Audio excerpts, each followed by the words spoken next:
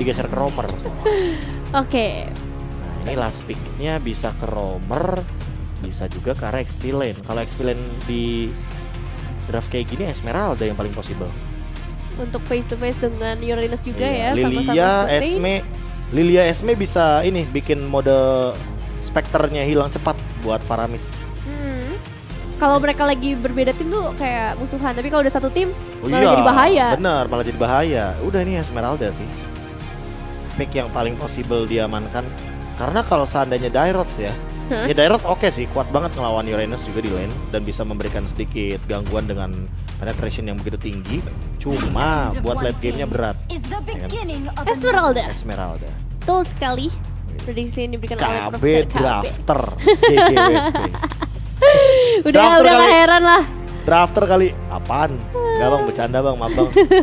Bercanda doang. Udah gak heran ya kalau bisa KB prediksi draft ya. Bukan, itu enggak. Gimana? Draft tuh kayak ngebaca buku gitu loh. Ya. Oh bukan, karena salah. udah ada pola-polanya juga sebenarnya. Bukan kayak ngebaca buku. Kayak baca apa? Kayak membaca resep masakan.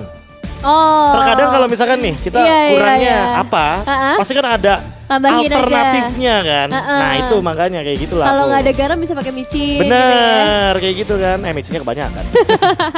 Oke, tapi inilah dia draft dari game pertama Nevin, di mana tim Todak akan bertemu dengan tim RG Singapura, sang jawara dari Singapura. Oke, kita akan saksikan bersama. O-nya beda tuh. Apa aja? O-nya beda, Diablo. O-nya agak besar ya. Iya. Into the Land of Dawn. Ini dia game pertama dari Best of 3 Series match keempat. Match penutupan untuk hari keempat. Bisa-bisanya diperhatiin O-nya. Grafik sebagus itu ya. Hero ke apa ke. Oke, tapi kita bakal bahas aja langsung. Untuk game kali ini dimulai pastinya dengan positioning masing-masing. Ini bagus nih. Lolsinya dia ngambil skill 2 duluan. Jadi dia nutupin minionnya sehingga lihat di gold lane-nya tuh. Minionnya lebih cenderung ke arah atas kan. Karena memang di sini 2 wave tertahan dengan itu dia barrier yang diamankan oleh Lolsi di level pertama. Oke, cukup menarik. Maksudnya itu hal-hal yang benar-benar kecil tapi ngasih efeknya nanti bisa berkelanjutan sampai ke arah mid game bahkan 2 menit bahkan. Lihat sekarang 505 udah nguasain banget buat rumputnya. Karena apa? Karena Moon dia kalah clear wave sama 505 yang dimana 505 sendiri dibantu sama turret nantinya. Ya, dan kalau kita lihat pergerakannya juga terbatas banget kan. Dikasih barrier, dikasih juga dari Gloom seorang 505. Ini ngebuat Moon ya udah mau nggak mau dia harus stay aja di belakang, nunggu aja terlebih dahulu sampai minion wave-nya maju ke arah Todak. Wah, ini mana dia bikin magic shoes ya, dia otomatis manfaatin untuk cooldown-nya yang sangat cepat sekali. Dan udah ada rival juga lewat. Oh, Bray-nya invasi jungle ya. Jadi dia benar-benar ambil Lito, ambil juga ke arah top lane dan sepertinya akan ada sedikit ganking. Momo sprint pop out. Sepertinya Bray menerima 3 hit turretnya yang lumayan sakit sepertinya. Dan harus mundur karena rival masih full HP. Artinya untuk 15 detik lagi harus dimanfaatkan recall agar nanti di area turtle udah siap untuk melakukan adu kontes retribution. Betul, karena turtle akan muncul dalam 5 detik lagi. Udah ada pergeseran juga dari seorang 505 menuju ke area top lane. Well, kalau kita ngomongin ke arah gold lane-nya pastinya ada beberapa area yang bisa lebih dikuasai oleh seorang Melissa. Tapi kita bakal melihat lebih dahulu ke arah turtle seperti apa. Dengan adanya cicilan yang dimulai oleh seorang Bright, rival juga udah mulai menjaga di area semak-semak, zoning out dari seorang Diablo. Di sisi lainnya juga ngebuat beberapa pemain cukup tertahan untuk bisa memberikan perlawanan ke arah Bray. Oke, rival masih menahan heavy spin yang dia punya. Masih ada Mortal Coil dan Bray. Kelas Bray mendapatkan 1 buat Turtle. Dengan immune evac-nya, dia nggak bakal terganggu. Dan ini bakal jadi keuntungan pastinya. Di awal-awal mereka udah mulai mendominasi dengan Turtle, efek yang bakal berkepanjangan juga. Namun di sisi lain juga kita melihat ada satu tarikan dari seorang Yums. Pertukaran damage terjadi dengan tempo yang cukup lambat bisa dibilang. Sama-sama nggak mau ngambil resiko juga. Ya, ini bisa dibilang cenderung berbeda nih permainan Todak yang kemarin kita lihat cukup berani nabrak dan agresif. Sekarang mereka benar-benar lebih nunggu momen kayaknya karena hero-nya juga hero yang cenderung lebih ke arah late game kayak Cloud, Faramis. Ini kan combo late game banget kan. Jadi Cloud Altar, Blazing Duet, gak ada yang bisa memberhentikan dia. Dan sementara itu rival cukup terkena banyaknya poking damage yang sempat kita bahas bahwa 505 akan menjadi sebuah ancaman juga bagi Akai nanti dalam territorial teamfight dan memaksa heavy spin untuk digunakan dalam keadaan tertentu. area dari RSGSG ini banyak banget yang bisa mereka kuasai gitu kan. Iya, Mereka iya, punya models dari seorang Baby Cakes, mereka juga punya Angry Gloom dari seorang 505. Jadi kalau misalnya team fight bakalan berat meskipun emang dari Todak ke bawah Faramis dengan HP Regen yang besar, Diablo tapi lihat dari seorang Moon harus tertangkap dan menjadi mangsa pertama dari RSGSG. Oke, masih cooldown untuk sprintnya Moon. Dan dibalaskan begitu saja dengan hadirnya Baby Cakes yang tertangkap juga 1-1. Busted di arah bottom lane oleh Chiku guys. Sementara altar juga udah dibuka. Artinya nggak ada ultimate lagi dari Yums. Yang menandakan bahwa sepertinya di bottom lane bakal disengage. Dan bakal reset untuk farming aja Blazing Duet. Platingan sedikit lah mungkin didapatkan sama Chiku.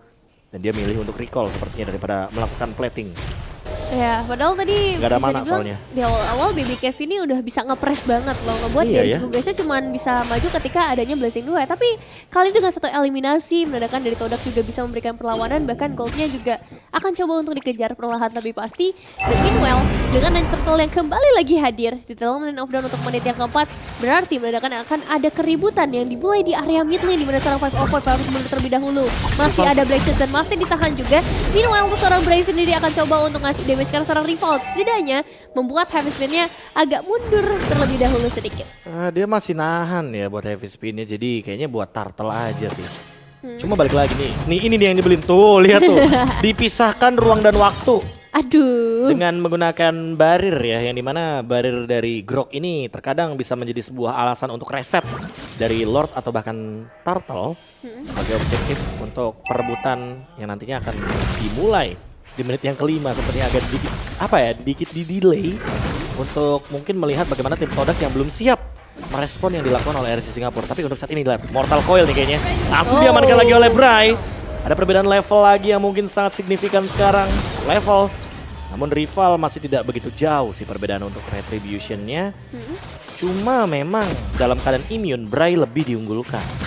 Ya, Turtle yang kedua ya berhasil diamankan lagi dari RSG Singapura, menjadi keunggulan juga. Dan buat kalian yang pengen dapetin keunggulan lebih nih ya, langsung apply kartu kredit HSBC Visa Platinum karena kalian bisa dapetin cashback sebanyak 750.000 dan juga 2 kali point reward setiap kalian belanja fashion, dining ataupun belanja di luar negeri. Betul banget teman-teman, langsung apply sekarang juga ya. Dan buat di area mid lane sepertinya ada sedikit pertikaian. Moon nggak bakal sih kayaknya, masih aman. Seperti teman-teman yang mungkin kalau misalkan udah pada punya terakhir pasti bakal aman banget kalau di FWD Insider. Wih, tapi kita lihat juga banyak banget damage yang masuk menuju ke arah seorang Baby Kicks, begitu juga ke arah seorang Chiku guys. Pertukaran damage mereka lakukan pastinya dengan kedua ultimate yang harus dikeluarkan juga. Dan dari seorang 5-5 akan kembali terlebih dahulu mundur perlahan mencoba untuk cari strategi berikutnya. Seperti kalian yang lagi cari nih gaming gearnya, pokoknya bikin strategi supaya kalian bisa dapetin The Aurora Collection karena ini cakep banget. Cakep, bukan pantun. Bukan. Bukan. Cuma ada di Logitech G ya. Dan tadi barusan ada Black Shoes yang terpop out.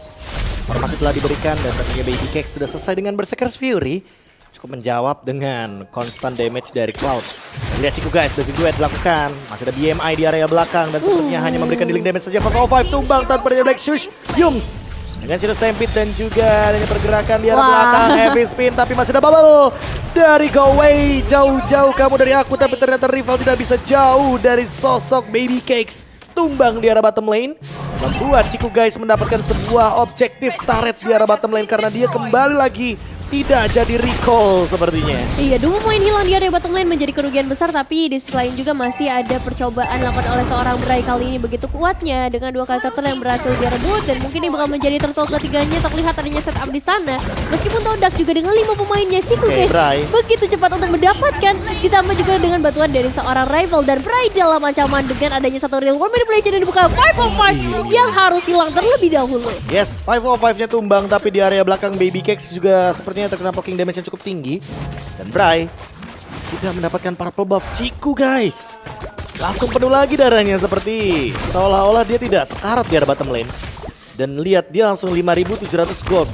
Wow. Menyamakan gold dan bahkan menyusul Baby Cakes yang tadinya Baby Cakes benar-benar unggul banget di area bottom lane. Bahkan sekarang dia akan mendekati 6.000 terlebih dahulu. Dan perlahan-lahan gold leading dari Todak ini bakal terus-terusan meningkat. Kenapa? Karena turtle yang terakhir tadi bisa menjadikan alasan kenapa Todak bisa mendapatkan snowball nantinya.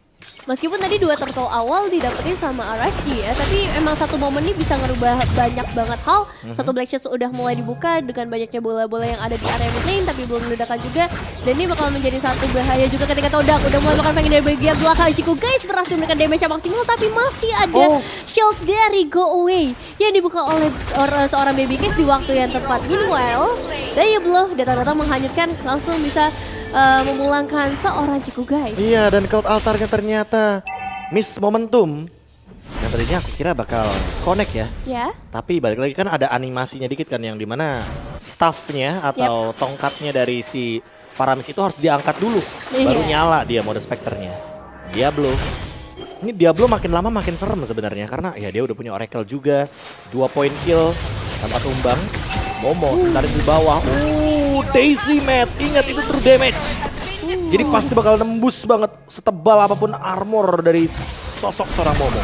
Iya, tapi sebenarnya nggak heran juga ya karena 4 menghadapi satu pemain dan belum ada backupan yang cepat diberikan oleh tim Todak yang baru saja hadir di area tersebut. Meanwhile, ketika RSG mau mencoba untuk kembali ke area mid lane, udah ada beberapa hambatan yang coba diberikan juga oleh tim Todak sejauh ini. Mereka pengen menghambat supaya nggak pergi terlalu jauh. Mereka udah kehilangan 2 outer turret yang dimana itu masih menjadi bahaya dan ada Diablo di sana. Ini Esmeralda di area lane-nya, wah susah banget untuk bisa menumbangkan seorang Esmeralda pastinya. Oke, tapi di depan sana ada Rolsi mencoba untuk memberikan informasi dengan nunggu di bush sebelum ada barrier yang dikeluarkan. Momo coba untuk membadani damage build yang begitu tinggi. Heavy spin pun kayaknya tertahan rival. Dia nggak sempat untuk menggunakan retribution-nya, tapi di belakang Ciku guys dengan blessing duet yang ia miliki dia pun tidak bisa bertahan dari serangan Decimat seorang Bray. Balikan keadaannya rival mencoba untuk bertahan terlebih dahulu dengan menggunakan heavy spin. Bahkan disengage. Tapi di menit yang ke-10 kali ini Lord di tangan RC Singapura. Lagi-lagi Bray ya yang bisa dibilang mempunyai retribution yang begitu on point. Ngebawa juga timnya bisa punya change yang lebih besar kali ini dengan keunggulan sampai ke arah 2700 gold. Dan Lord menuju dari area top lane sebenarnya ngebuka juga untuk area mid lane-nya. Minimal perebutan purple orange buff emang terjadi, masih bisa diamankan oleh seorang rival, tapi tetap mereka punya satu tugas untuk bisa meruntuhkan Lord di area top lane. Ya ini temponya jadi pelan lagi semenjak Bray dapetin objektif yang paling tinggi ya Lord.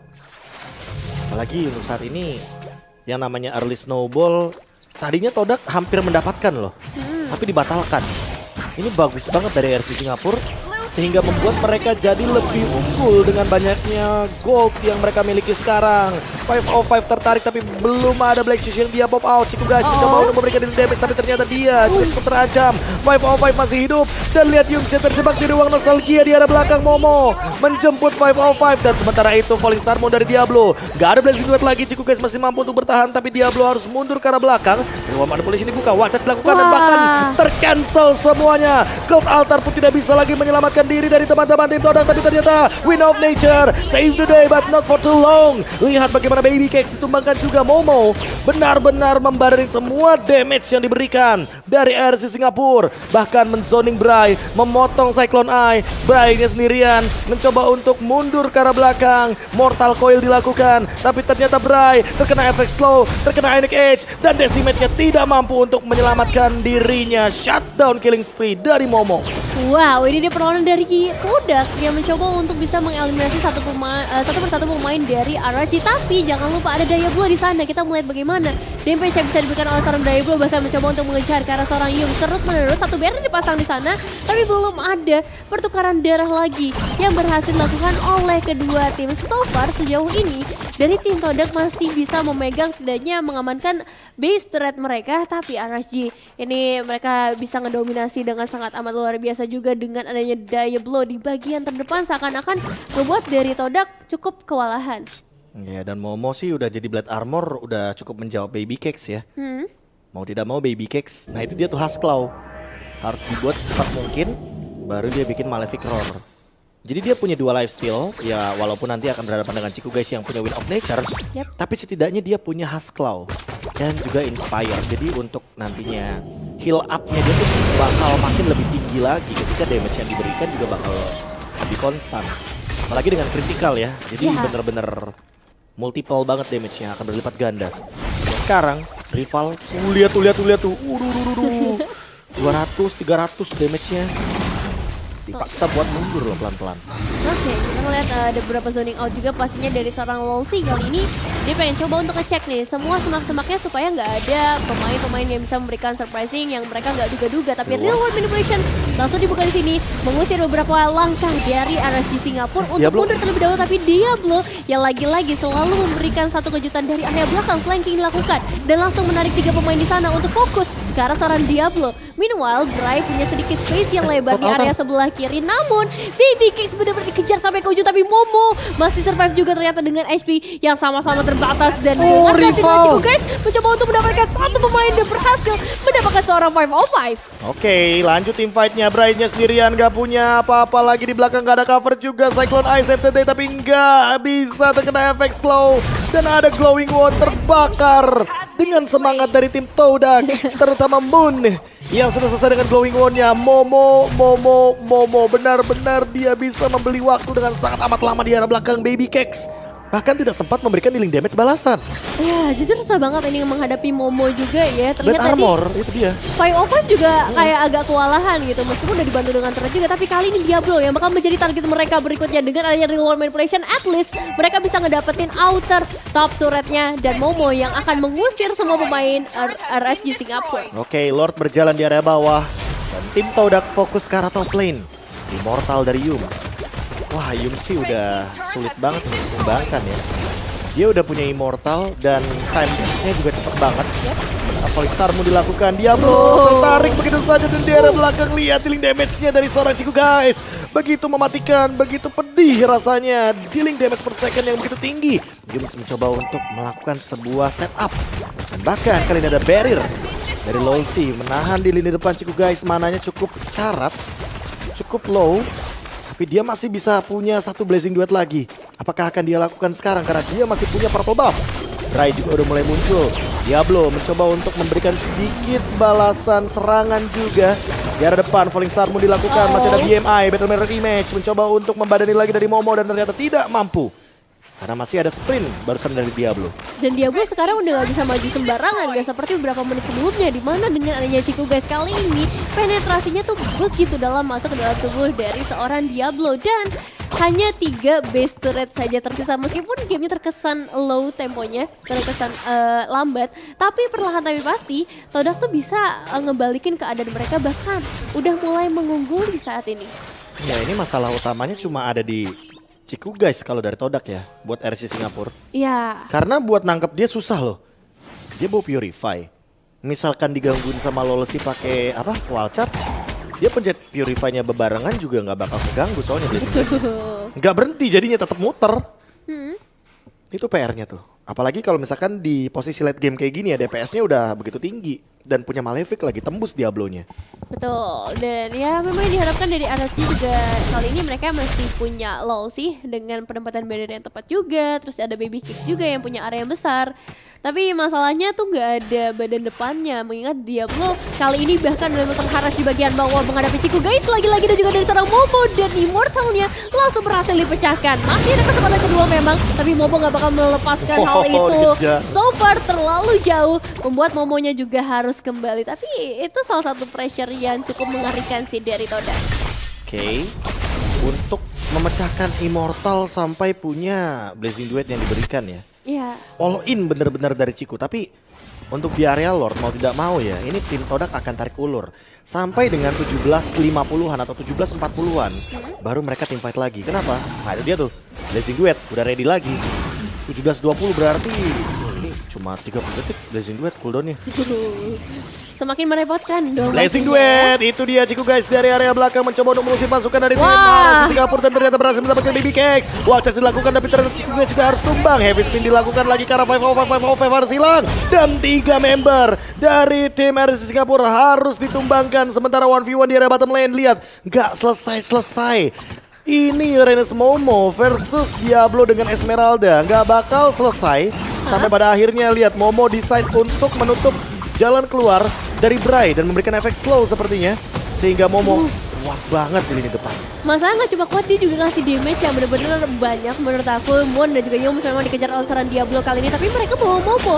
Mereka membawa satu bodyguard yang bisa aja memperlambat pergerakan dari seorang Diablo. Namun Bray bakal coba untuk menculik kah? ketahuan langsung posisinya oleh seorang Momo dan masih ada zoning out. Apakah masih ada harapan untuk seorang Bray melakukan Wah. penculikan? Dan kali ini dari seorang rival hanya fokus ke arah lordnya aja, gak mau melihat gangguan di sebelah kiri kanan, tapi daya blow juga dan juga dua pemain lainnya mulai mendekat dan lordnya Oh, Bray. berhasil diamankan oleh seorang Bray. What a nice steal, meskipun memang Bray harus hilang tapi itu pertukaran yang cukup adil. Namun Baby Cash juga harus hilang. Wah, Dua pemainnya counter kali setup. ini menjadi satu tawanan dari tim Todak. Dan Ciku guys mencoba untuk mengejar dengan blessing duet yang dia miliki. Langsung mengejar karena Lolsi, tapi kayaknya bakal disengage karena Lordnya sudah mulai berjalan di area mid lane. Tapi nggak ada Bray, nggak ada Baby Cakes. Ini bakal ditabrak 5 lawan 3, bukan angka yang bagus. Lihat di area top lane malah Todak yang melakukan push, mencoba untuk men-zoning out dari 505 dan lihat Momo sakit banget Ionic Edge-nya. Yums nggak kena war charge, masih ada Purify, ternyata masih save the day dan bahkan ada Cult Altar. Halo, I'm back. Masih ada pergerakan dari Stampede. Ghostbuster mencoba untuk memberikan daily damage dan Ionic Edge menutup poin dari Lolsi. Di area mid lane juga bakal didorong begitu saja. Ciku guys dan juga rival sudah hadir di area depan. Heavy Spin sudah digunakan dan bahkan Diablo menjadi korban selanjutnya. Terkena Stampede dan Immortal juga tidak ada di tubuh dari Diablo. Sementara itu 505 masih ada Black Shoes tapi tidak untuk waktu yang lama. Black Shoes dibuat ke depan. Bahkan dengan menggunakan BMI, Battle Mirror Image dan Bray juga harus ditumbangkan. Todak take game number 1. 19 menit dari Todak kali ini membutuhkan waktu untuk mendapatkan kemenangan, tapi ini kemenangannya bagus banget. Cara mereka ngebalikin keadaannya, cara mereka tetap tenang, cara mereka menjaga temponya itu wow. Dan nice try juga untuk RSG, dominasi yang bagus banget di awal, tapi perlahan tapi pasti juga harus banyak evaluasi yang mereka lakukan juga. Tapi Yums sih tadi mau lihat Yums ini itu wah kalkulasinya one bagus. less HP.